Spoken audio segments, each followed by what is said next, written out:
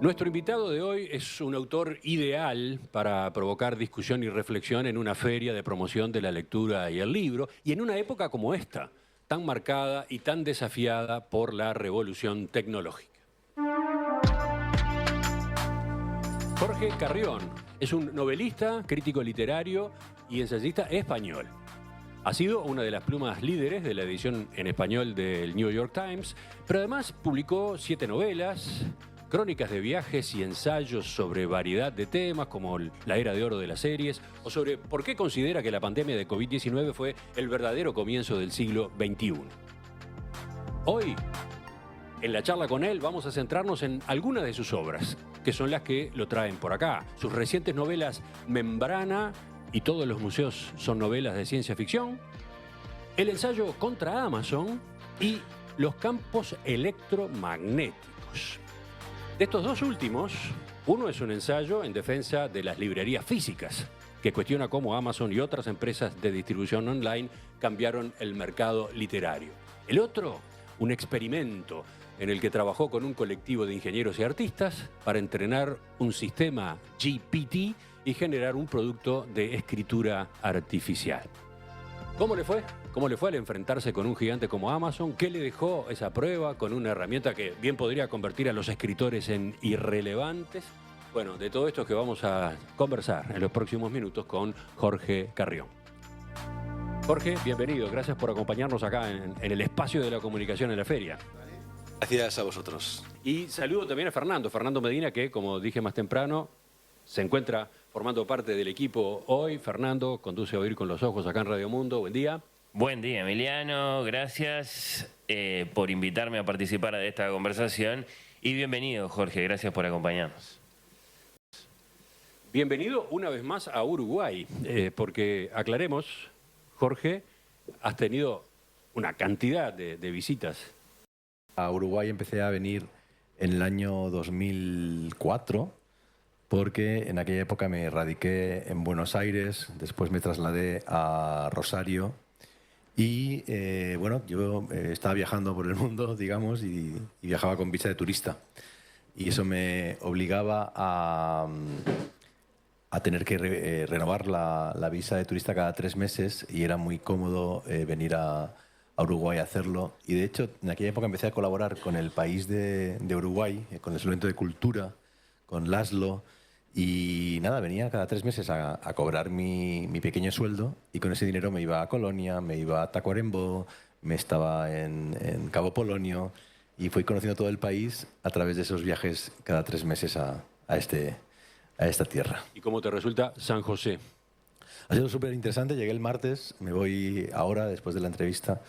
Han sido muy generosos conmigo, han hecho una exposición en la feria sobre mis últimos proyectos sobre inteligencia artificial y he podido pues, disfrutar de la amabilidad y la generosidad y la hospitalidad de esta pequeña ciudad. Fernando, tú ya lo has entrevistado en otras ocasiones, ¿no? Sí, es así. Incluso en la mismísima primera temporada de Oír con los Ojos allá por 2017, ya conversamos con él, fue uno de nuestros elegidos para iniciar el ciclo. Después pasó que se murió un gran referente en común, Ricardo Piglia, del que, bueno, ya sabíamos que Jorge lo admiraba profundamente y valía la pena conversar con él sobre eso. Bueno, hubo otras conversaciones después de que Contra Amazon, que originalmente fue un manifiesto en un portal, en Shutdown, se convirtió en un libro y generó muchísimas repercusiones. Hablamos de eso ya en Radio Mundo en la conversación. Y bueno, y sobre todo, por supuesto, lo sigo como lector a Jorge. Capaz que empezamos por ahí, por Contra Amazon. Se publicó en 2019. Ahora se está reeditando. Decía yo, es una gran defensa de las librerías físicas por sobre el comercio electrónico de libros. Vamos a recordar básicamente cuál era tu preocupación cuando lo escribiste. Bueno, yo me propuse, digamos, alertar a los lectores españoles de lo que pasa cuando llega Amazon a un país, ¿no? Yo había publicado mi libro Librerías en inglés, Bookshops, y había estado viajando con mi editor Christopher MacLehouse por Inglaterra y él me había contado lo que ocurría cuando no había precio fijo del libro y además estaba Amazon por ahí, ¿no? Y entonces publiqué, no sé si fue en el 2016 o 2017, el manifiesto contra Amazon intentando alertar de lo que pasaría. Pero bueno, es un manifiesto más poético que político, inspirado en las vanguardias históricas, y fue la excusa para publicar un libro que actualizara lo que yo había contado en librerías, con todos los viajes que hice después, a Corea, a Miami, a Buenos Aires. Entre paréntesis, ¿a cuántos idiomas se tradujo ya de librerías? Pues creo que vamos por los 16 aproximadamente. Pero estoy seguro porque la edición coreana no acaba de aparecer y no tengo noticias de la turca, pero creo que estamos en 16. Pues nada, Contra Amazon es una antología de mis mejores crónicas y ensayos y entrevistas. Hay una entrevista a Alberto Manguel, hay ensayos sobre Nápoles, sobre muchos temas vinculados con librerías y bibliotecas. Y efectivamente, como decías, se acaba de reeditar la 4ª edición que incluye 5 nuevas crónicas. De modo que es un libro vivo, porque yo sigo escribiendo sobre el tema. No están todos mis textos sobre librerías y bibliotecas, porque hice una selección de los que realmente creo que tienen sentido que estén en formato libro, y así el volumen Contra Amazon tiene más sentido que la publicación en Internet de esos textos originales. ¿Tenés claro que lo que provocó más repercusiones y acaso lo que más, persiste en la consideración de los lectores es tu llamado a la resistencia? En Contra Amazon, amén digamos, de su gesto de conciliación, de integración, ¿no? También a lo inevitable. Pero está esa resistencia. Sí, no, por supuesto. Yo creo que es muy importante resistir. No puedes permitir que lo que deciden las corporaciones, que hemos visto que no tienen ningún tipo de proyecto cultural, o sea, no hay proyecto cultural en Google, no hay proyecto cultural en Netflix, no hay proyecto cultural en Meta, aunque haya proyectos artísticos y de innovación, siempre tienen el objetivo de ganar mucho dinero. No puedes permitir que ellos decidan si leemos en digital, si no vamos a librerías, cómo nos relacionamos con la cultura, ¿no? Entonces la resistencia, en mi caso, de seguir con las bibliotecas. Ayer estuve en la de San José, increíble el trabajo que hacen con bebés, con cuentacuentos, con magos, con públicos de todas las edades. Eso es súper importante y tiene que, como tú dices, resistir y convivir, ¿no? Yo creo que lo que yo he trabajado en todos mis libros finalmente es una voluntad de encontrar el equilibrio entre la cultura física en papel, clásica, y la cultura digital, y ahora pues con la inteligencia artificial. Sin duda tenés presente a Gabriel Said, su crítica a la grafomanía universal en aquel libro suyo que se titula Los demasiados libros, que fue relanzado hace poco cuando se cumplieron 50 años de la publicación original. Bueno, su llamado de atención respecto de la hiperproducción editorial, ¿no? Con novedades todas las semanas, incluso todos los días. Su señalamiento de la tendencia acaso irreversible hacia un mundo con más autores que lectores. Y lo que me preguntaba a propósito de tu defensa de las librerías y de los libros físicos es que, por otro lado, como sea, nunca pesaron sobre el planeta tantos libros, ¿no? Lo que puede llamar incluso la atención. Si por un lado tenemos la alfabetización creciendo, eso es una indudable buena noticia universal. Por otro lado, podría llamar la atención cómo se continúa imprimiendo más y más y más y más libros. ¿No puede ser desde cierto punto de vista esa también una mala noticia? En parte sí, porque hay un exceso y además, aunque parte del papel que se utiliza es ecológico, gran parte no lo es, pero yo diría que ahora el problema no es la publicación de libros en papel, donde hay una curación, aunque a veces sea mínima. El problema es la publicación de todo lo demás en digital, ¿no? Porque finalmente los libros se escogen y llegan a librerías y a bibliotecas porque hay un proceso bastante lento de lectura, corrección, publicación, difusión y lectura, de nuevo, ¿no? En cambio... son filtros esos, digamos. Claro, son filtros, efectivamente. Son curaciones importantísimas que no existen en la autopublicación de contenidos en Internet, ¿no? Entonces, yo creo que Los demasiados libros era muy buen título, pero ahora estaremos en los demasiados contenidos y en la demasía de la autoexpresión, ¿no? Como dice Benjamin Bratton en Terraformación, lo que va a matar al planeta Tierra no son los coches y el humo, va a ser que tenemos que todo el rato publicar vídeos y publicar fotos y publicar... Porque eso evidentemente genera, ¿no?, una contaminación en los macroservidores y en la nube brutal, ¿no? Entonces ahora el problema es que con la IA se multiplica por, no sé, 50.000 millones la publicación constante de contenidos, los bots empiezan a publicar ellos mismos sus propios contenidos y eso es totalmente insostenible. Amazon ha tenido que limitar, creo que a 7 publicaciones por día, lo que cualquier usuario puede autoeditarse, porque creo que hubo una señora que publicó 3.500 libros en un día. Vamos a subrayar eso. Estoy seguro que muchos oyentes están choqueados escuchando datos como este que estás dando. Hay un problema con gente que publica demasiado. Sí, en Amazon hay Que gente... publica demasiado libros, entre comillas. Entre comillas. O sea, el problema de Amazon ha sido que ha legitimado un mercado absurdo en el cual cualquiera puede publicar lo que quiera y hay mucho abuso. Ya lo había antes del ChatGPT. Había gente que publicaba cada día 3 o 4 libros, es decir, 3 o 4 PDFs con títulos muy llamativos a $1 y que viven de vender basura a incautos que compran sin saber lo que van a encontrar, ¿no? Pero con el ChatGPT eso se ha multiplicado por mucho. Entonces tú podías publicar hasta que lo han limitado 1.000 libros por día, escritos por ChatGPT, PDFs de 40 páginas, sin sentido, no editados, no leídos, pero con un título como Gana muchísimo dinero con ChatGPT. Escrito por ChatGPT, sin edición humana, a $1, vendes 1.000 en un día, son $1.000, ¿no? Entonces, yo creo que el problema, o sea, Said Diría que lo es vio muy bien. fascinante esa patología. Es como el síndrome de Diógenes, pero de la producción digital de contenido. No, pero es grave, claro. Claro, o sea, Said lo vio muy bien, pero ahí no había ningún problema comparado con los problemas que tenemos hoy. Es un buen señalamiento. Yo quería preguntarte, Jorge, algo que me parece que puede ser de interés para quienes te están conociendo ahora que Emiliano te presentó de pronto o que conocen solo, digamos, parte de tu actividad. Es común que te presenten como crítico cultural, no solo literario, ¿no? Y mi pregunta es, ¿cómo valorás ese ensanchamiento de la jurisdicción del crítico que ahora reseña novelas, vos lo hacés, pero lo mismo reseña series, podcasts, cómics, videojuegos? ¿Te parece lo natural de nuestro tiempo? ¿Se te da simplemente? Es un desafío, que sería, digamos, algo distinto, ¿no? Tenés que hacer un estirón de tus estudios y de tu capacidad de análisis. Representa después una desespecialización del crítico, que también puede ser un asunto en sí mismo. Son los propios géneros, esos que yo, por ejemplo, acabo de enumerar, los que se licúan y propician que entonces tengamos críticos culturales, que no solo literarios.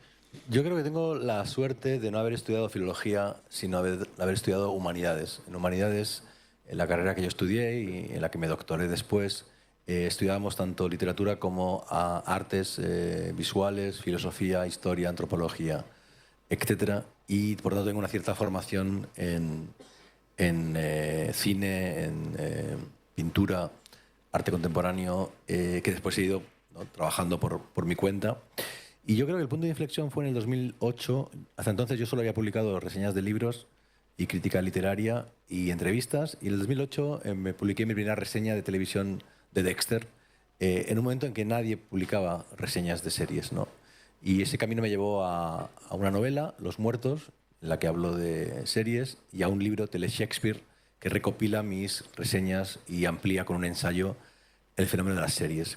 Y ahí creo que empezó todo, En ¿no? el que, perdón, pones un acento muy, muy novedoso, ya lo era en ese momento, creo que sigue siéndolo en cómo las series pueden ser las grandes obras maestras de nuestro tiempo, ¿no? Sí. Claro, en aquella época parecía muy escandaloso, de hecho incluso se rió de mí un entrevistador en la radio que después me pidió perdón porque comparaba Los Soprano con Shakespeare y en el año 2011 le parecía ridículo, ¿no?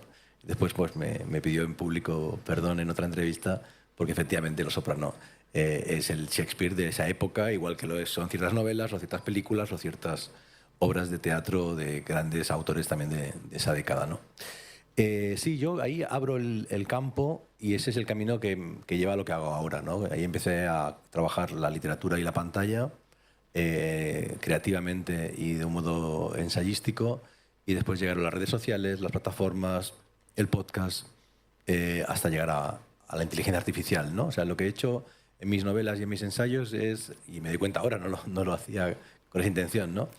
Coger los objetos culturales más importantes del momento, las series en la primera década del siglo XXI, las redes sociales en la segunda década del siglo XXI y la IA en la tercera década del siglo XXI, y con esos objetos trabajar novela y crítica cultural. Tenemos libros sobre la mesa, Emiliano. Tal vez deberíamos establecer un orden para tomar de esos libros algunas preguntas para Jorge. ¿Te parece bien empezar por los campos electromagnéticos? ¿Estás buscando otras opciones? No, pero vamos por ahí, Sí. pero te propongo que Sí. antes hagamos una pausa. Claro, hay que hacer eso. Y en nos perspectiva, ordenamos. por supuesto. Ya volvemos a esta emisión especial de En Perspectiva desde la Feria de Promoción de la Lectura y del Libro en San José. Estamos con Jorge Carrión. Estamos con uno de los invitados de peso de esta Feria de Promoción de la Lectura y el Libro 2024. El periodista español Jorge Carrión, también novelista, crítico cultural, un apasionado explorador de las posibilidades de la tecnología para bien y para mal.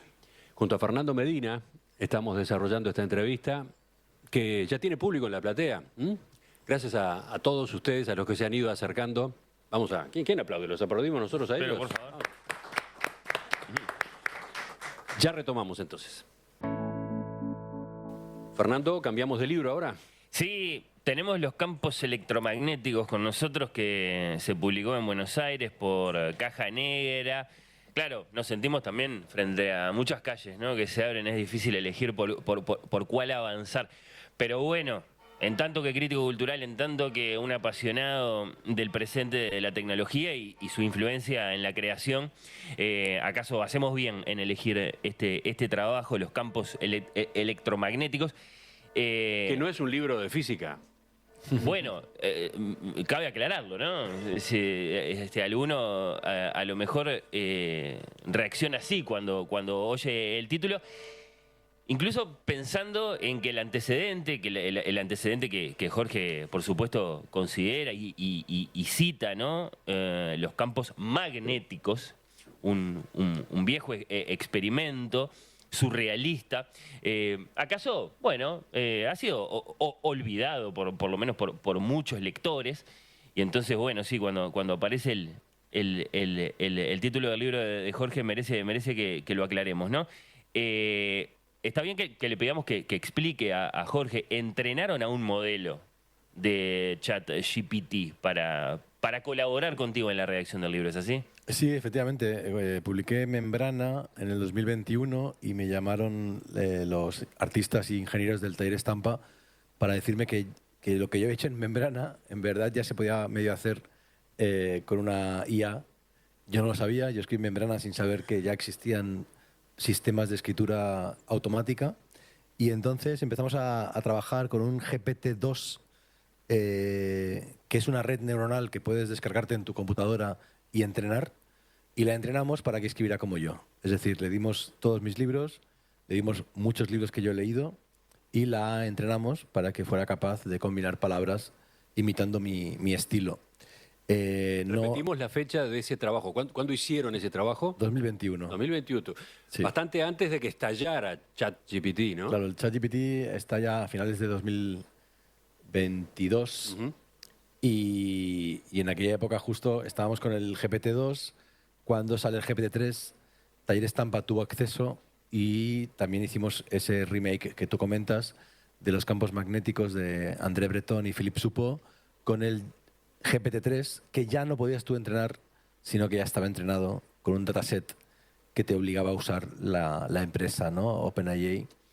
Y estábamos trabajando en el libro Los campos electromagnéticos, que es el primer libro publicado en español coescrito con IA. Por eso en la portada está el nombre de GPT-3 y GPT-2 como coautores, con una voluntad de marcar un statement, ¿no? De que hay que colaborar, hay que trabajar, no hay que dejarse dominar ni tampoco pensar que todo esto solo puede llevar hacia lugares sombríos, ¿no? Esa frase da para toda una entrevista. Esa frase, ¿no? Primero, el detalle que acaba de citar, de que en el libro figura ChatGPT como coautor. No, es que lo es, ¿no? O sea, No, está bien, pero no estamos acostumbrados, ¿no? No es lo que la historia indica, que aparezca un coautor que, bueno, que no existe o que existe, o yo que sé dónde existe. Eso por un lado. Y por otro, esa filosofía de la colaboración y no el enfrentamiento, ¿no? Sí, eso es lo fundamental, yo creo, porque Membrana es una novela distópica y muy oscura. Y yo después me sentí culpable. Y en mis libros siguientes y mis podcasts he intentado no abonar la distopía. Marcelo Cohen, amigo, fallecido hace poco, me dijo una vez, estoy podrido de tanta distopía. Y yo no lo entendí. Pero cuando lo dijo, pero lo entendí después. Es verdad, hay demasiada distopía y faltan otras formas de representar el futuro y el presente y las máquinas, ¿no?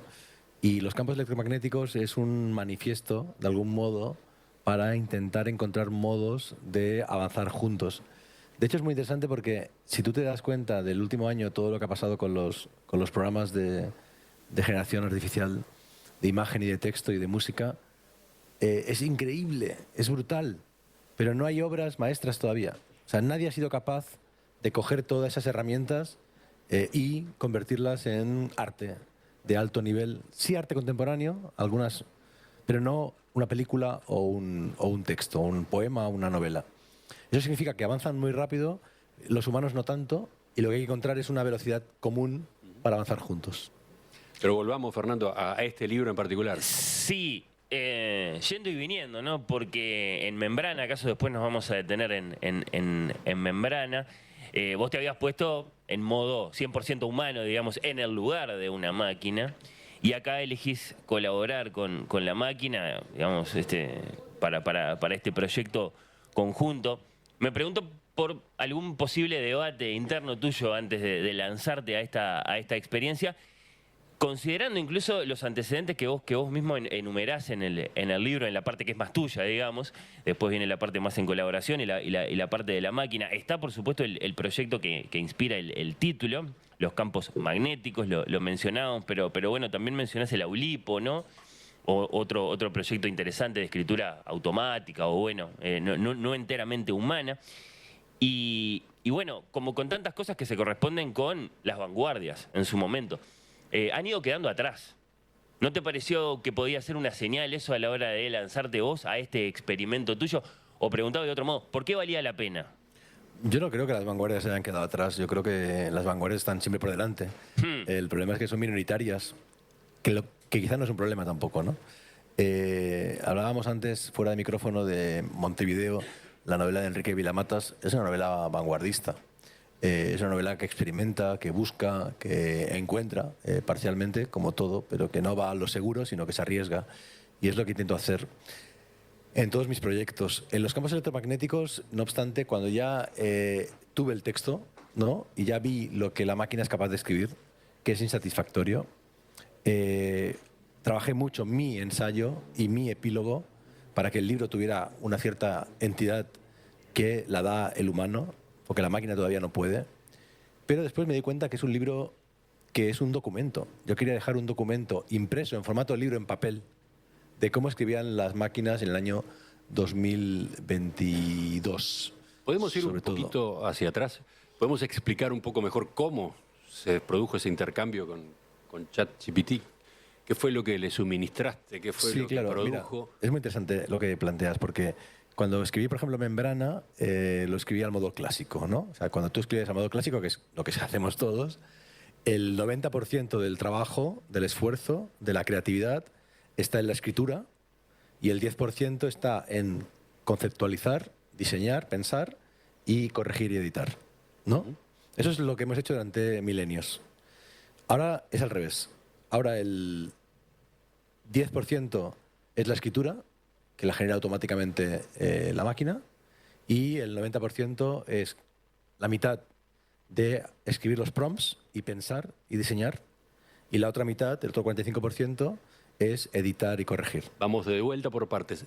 Una de las componentes, decías, escribir los prompts. Tenemos que familiarizarnos todavía con muchos de estos términos.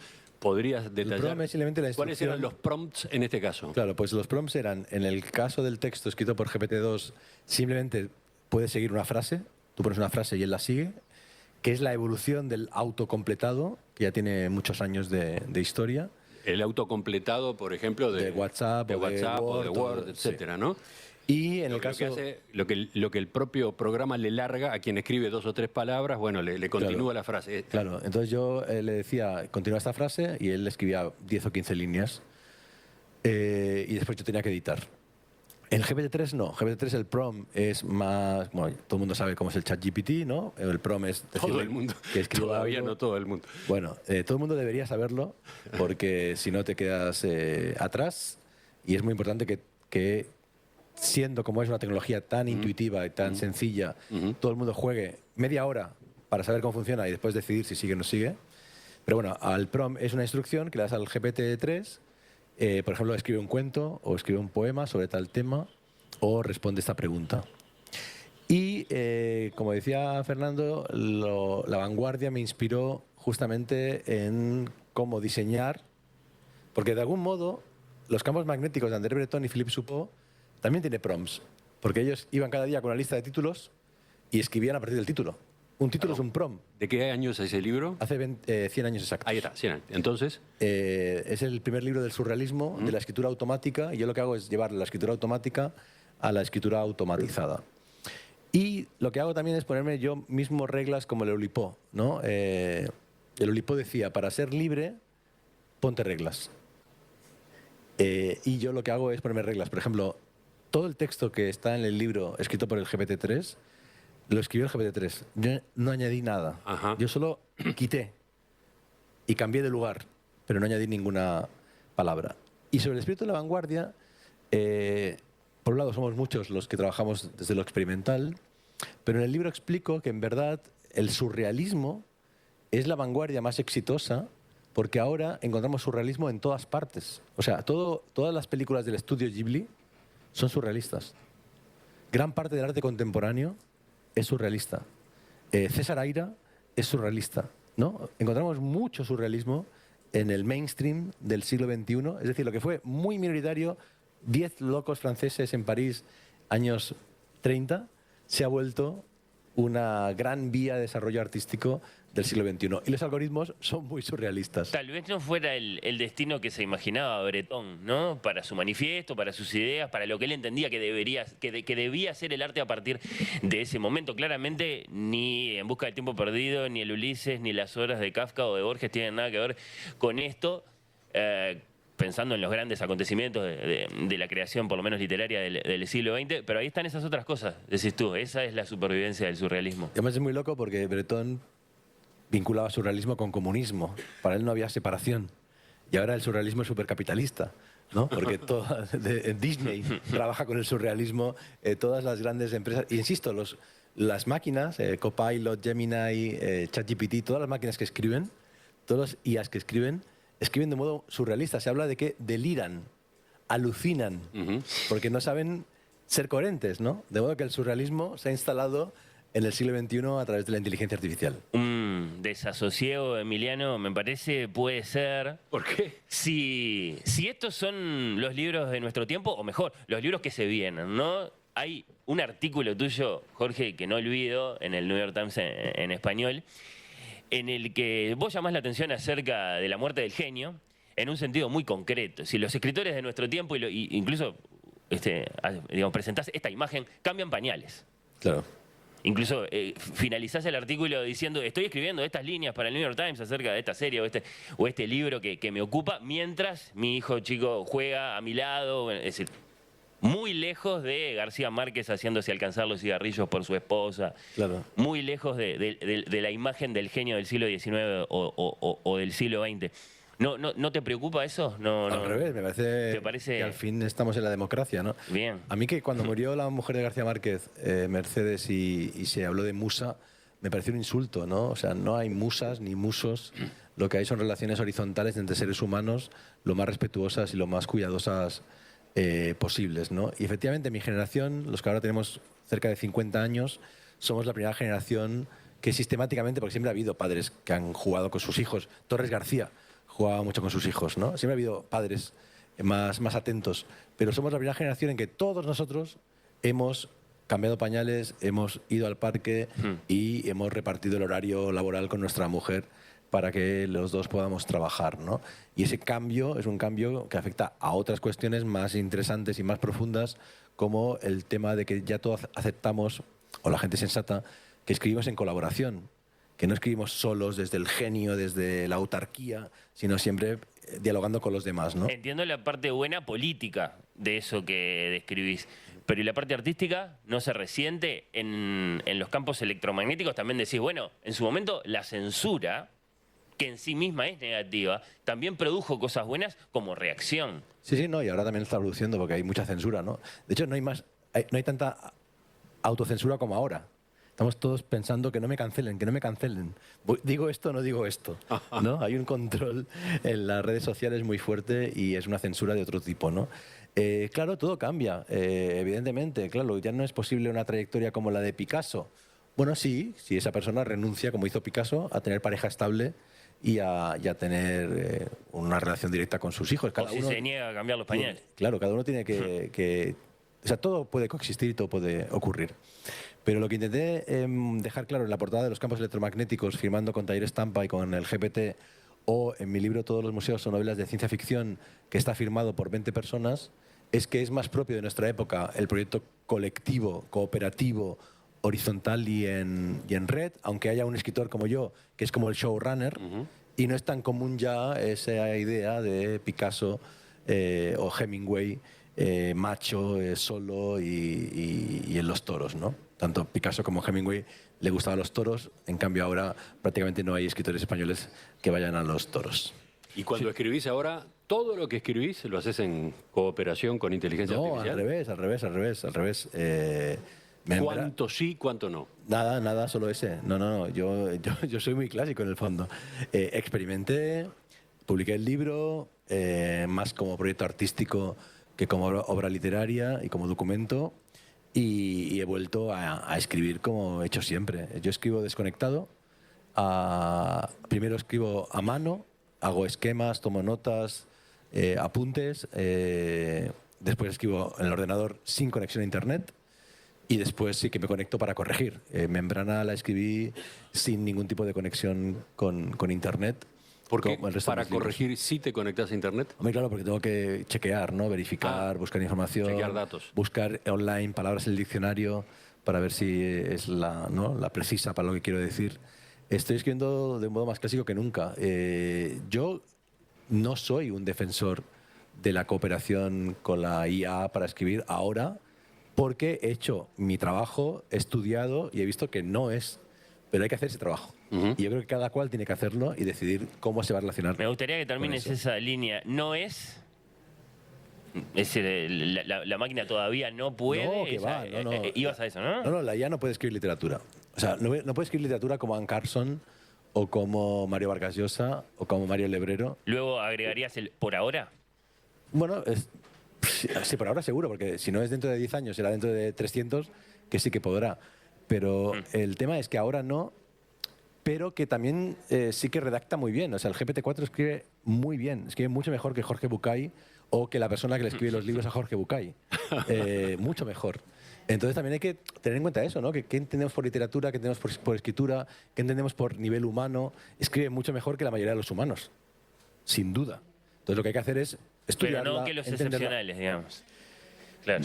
Claro, sobre todo... El término excepcional es un poco chocante. Sí, no como los premios Nobel, digamos, de literatura. En el sentido de que no puede acceder a la metáfora y al símbolo, que es lo que hace que la literatura sea literatura. ¿Cómo valorás ese choque de civilizaciones que se está dando entre que los traductores de libros están reivindicando su lugar en la autoría de muchos de los libros que leemos y aparecen sus nombres en las tapas y bueno, han conseguido conquistas, ¿no? Se meten en los contratos de autoría de los libros y al mismo tiempo les está pasando que las máquinas traducen cada vez mejor y evidentemente los traductores se sienten tentados de utilizarlas? Ahora en España ya muchas editoriales tienen contratos con dos tarifas.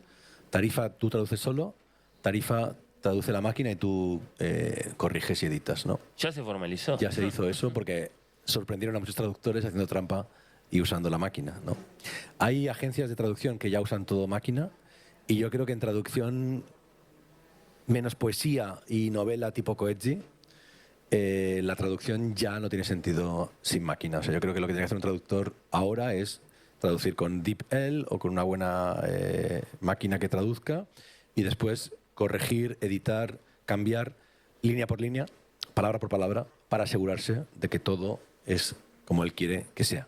Es impactante tu diagnóstico a propósito del avance de la inteligencia artificial en materia de traducción, ¿eh? No solo traducción, en código. O sea, ya los informáticos no están escribiendo código.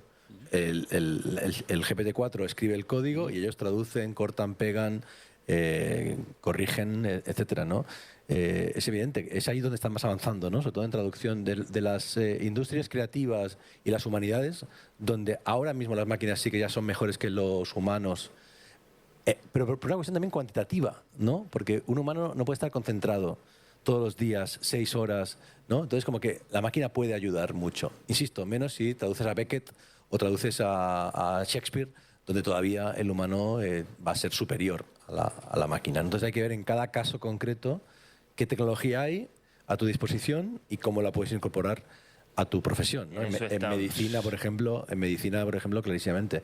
Pero es que antes hablábamos de podcast. El otro día se me ocurrió decirle al GPT-4 que me hiciera un guión de podcast de 10 capítulos, concepto, todo.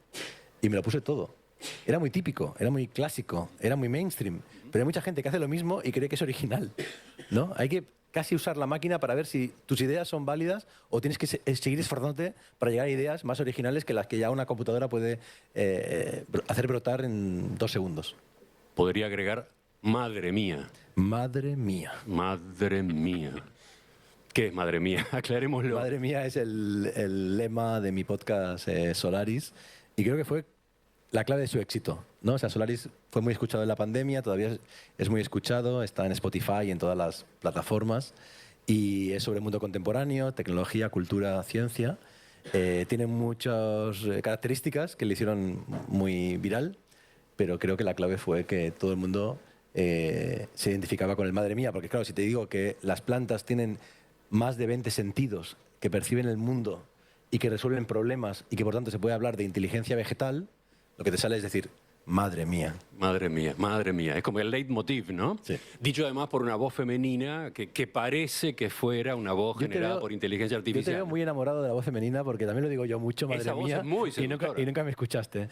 Siempre escuchabas a ella, a vosotros diciendo, Sí, madre mía. No, pero es un complemento Muy ideal para... censurante. Claro, la voz cantante en ese podcast, la voz que lidera es la de Jorge, pero aparece todo el tiempo esa otra voz en Sí, ese que para mí es contrapunto. como cervantino o platónico, ¿no? Es como yo soy Don Quijote y ella es Sancho Panza, ¿no? Ella es la que me aterriza, la que inyecta sentido común a lo que yo digo, ¿no? Recordanos en una frase por qué elegís ese nombre para tu podcast, tomado de una gran novela de Stanislavski Pues mira, Lem. yo acababa de terminar de escribir Membrana, que creo que es la mejor novela que he escrito. Es una novela de ciencia ficción en la que imagino el Museo del Siglo XXI, Sí. creado por inteligencia artificial en el siglo XXII. 2100. En el 2100 se inaugura. Y Membrana creo que tiene mucha influencia de la obra maestra de Lem, Stanislav Lem, que se llama Solaris. ¿Por qué? Porque Lem crea un planeta alucinante en el que pasan cosas muy locas, pero te cuenta ese planeta desde el lugar de los humanos. Y yo le doy la vuelta y hablo de un lugar alucinante, el Museo del Siglo XXI, pero en vez de contártelo desde los humanos, te lo cuento desde el lugar del museo, de las máquinas. Entonces yo creo que eso fue la clave, ¿no? Solaris me dio la clave para encontrar, sin darme cuenta, inconscientemente, el concepto de membrana. Cuando acabo Membrana me encargan el podcast y lo titulo Nuestra corresponsal en el futuro, que era el título original, pero era muy largo y me pidieron algo más breve y digo, bueno, pues el homenaje a Solaris, porque Lem es un maestro no tan conocido como Borges. Para mí en el siglo XX hay 2 grandes maestros de la ficción especulativa, Borges y Lem, y nada, le rendí homenaje con el título del podcast. Estamos con Jorge Carrión. Estamos ya ingresando en los minutos finales. Hacemos una pausa. Ya volvemos, ya seguimos acá desde San José con la última parte de la entrevista a Jorge Carrión. ¿Cuántas preguntas tenés ahí, Fernando? No sé, pero pensate 2 o 3 porque creo que eso es lo que va a entrar más Me allá voy de- a dedicar a eso en la pausa, a elegir. Ya volvemos. Sentados en la platea junto con el público están los integrantes de la tertulia de los viernes. Ya venimos con la mesa, pero antes culminamos este diálogo tan apasionante con Jorge Carrión.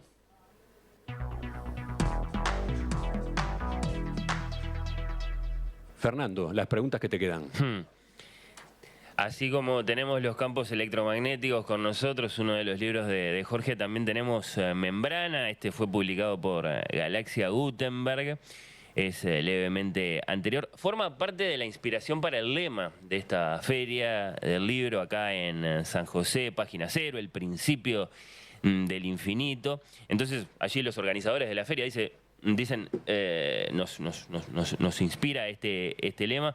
Por un lado, Membrana, de Carrión, y por otro lado, El infinito en un junco. Te quería preguntar si leíste El infinito en un junco, de Irene Vallejo. Por supuesto, por supuesto. ¿Cómo lo valoraste? ¿Cómo valorás su éxito comercial? Pues leímos El infinito en un junco varias personas, porque Irene nos lo envió y nos agradeció los libros que habíamos publicado y que le habían inspirado, ¿no? En mi caso, librerías, lo cita Irene en el libro como una de sus fuentes de inspiración.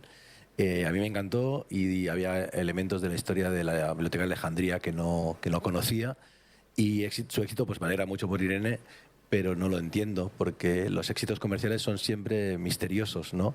No hay una película, una serie o un libro que se haga viral y que no entiendas por qué, ¿no? El juego del calamar, ¿por qué fue la serie más vista de la historia de Netflix? Pues ni idea. Me encantó reencontrarme con Irene aquí, porque efectivamente la Feria del Libro de San José ha tomado El infinito en un junco como inspiración para la parte clásica de la feria y Membrana como inspiración para la parte tecnológica.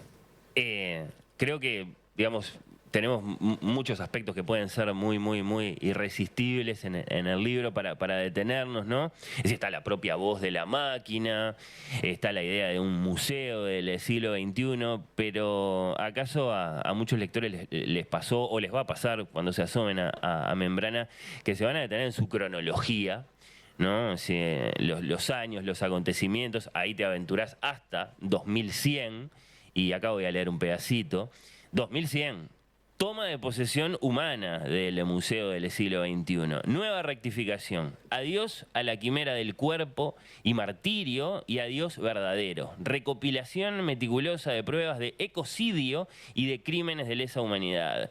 Culminamos nuestro poema del adiós y del después. Todos somos humanos. Todas almas artificiales, en acto o en potencia. Esto es lo que se imagina el novelista. ¿Qué dice el crítico con respecto a 2100? ¿Inspirado por el novelista o no? No se puede hacer ese divorcio. Membrana es una novela de ensayo-ficción o de ficción ensayística, una novela especulativa, donde mi parte de crítico convive con mi parte de creador. Hay momentos muy locos. En Membrana hay hasta un ovni, hasta un objeto volador no identificado, un presunto extraterrestre. Es una novela muy delirante, donde yo creo que lo que hago es resumir en el siglo XXI lo que quizá podría pasar en todo el tercer milenio, ¿no? Porque pasan muchas cosas muy aceleradas en Membrana que si llegaran a ocurrir serían en los siglos siguientes. Claro, de hecho, permitime ahí que te matice lo de delirante. Si en tanto que estás todo el tiempo tratando de entender el mundo contemporáneo, evidentemente cuando te lanzás a proyectar, a profetizar, no lo haces de la nada. No, hay una base. O sea, todo lo que ocurre en Membrana entre el año 2000 y el año 2022, 21-22, es documentado. De hecho, en Membrana se cita a un algoritmo psicópata llamado Norman del MIT, y existe. O sea, podéis ir a buscar a la web en el MIT, Norman. Ellos crearon una IA psicópata. La educaron solo con relatos psicópatas y con películas de miedo, y realmente actúa como una psicópata, ¿no? ¿Qué quiere decir que actúa como Pues que tú una le dices, ¿qué harías que si tuvieras un cuchillo? Pues, matar a 3 perros, ¿no? Entonces, el tema es que con base en el realismo, especulo líneas de futuro. Hay un primer desastre que es el 11 de septiembre, después está la pandemia. Es decir, Claro, le hace sentir al lector Sí. que ese mundo que se asoma en las décadas que van a venir es el que se sigue de este. Sí, sin duda. Pero hay una divergencia en la pandemia, ¿no? Y ahí todo empieza a acelerarse porque hay unas máquinas que quieren conquistar el mundo. Pero son máquinas que son algoritmos en la nube, no tienen cuerpo, no son robots. En Membrana no hay robots. Hay toda una reflexión sobre qué pasa con la aspiración de las máquinas al cuerpo, y pasa algo ahí interesante, espero. Y después, cuando ya renuncian al cuerpo, aspiran al alma, ¿no? Pero después en Membrana hay elementos que a mí me dan miedo de verdad, porque yo sí que adiviné cosas. Yo en Membrana pongo como protagonista a Carla Espinosa, que es una norteamericana que sería como Sam Altman, antes de que yo supiera que existía Sam Altman, pero sobre todo a Ben Grossman, que es un israelí piloto de drones que descubre que los drones de Israel están matando automáticamente sin consultar con el humano y hacen ver al humano, al piloto, que no han disparado el misil.